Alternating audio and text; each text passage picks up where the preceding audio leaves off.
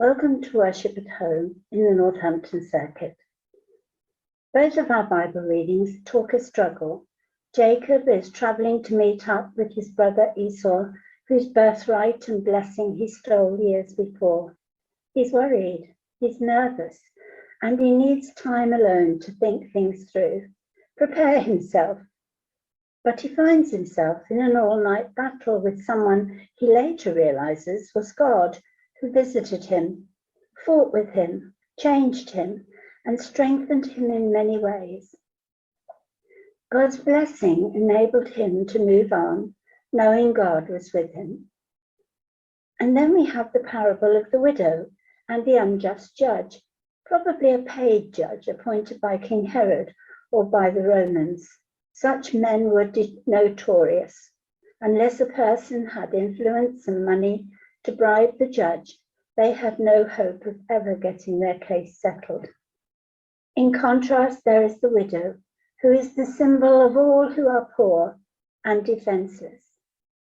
Without resources, she had no hope of ever getting justice from the judge. But she had a secret weapon, one known to every child who badly wants something: pester power. Persistence along with determination.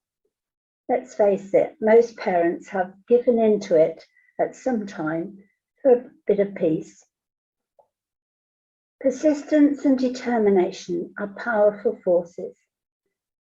The judge is not offered as a picture of what God is like. What Jesus means that it is, if this callous judge could be moved to act by the widow's persistence, how much more will God answer people's prayers for justice?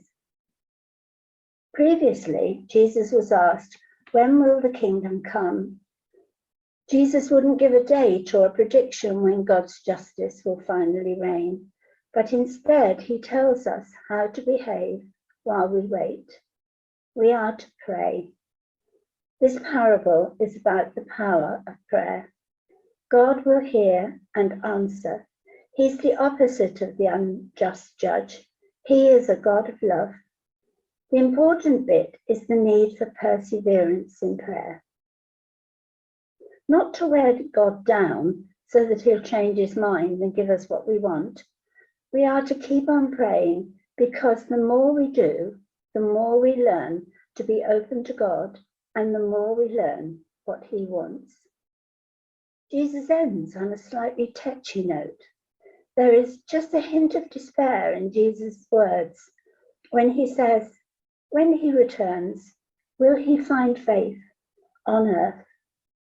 How many of us will he discover continuing in obedience and hope, prayer and persistence? The message of encouragement looked ahead to the days that would follow his ministry, when his disciples would wait, perplexed, persecuted, and in hardship. That encouragement is equally relevant to us in our own day, for those who face persecution for their faith, and those who face apparent apathy towards their Christian witnesses. We see lots of sport on our television.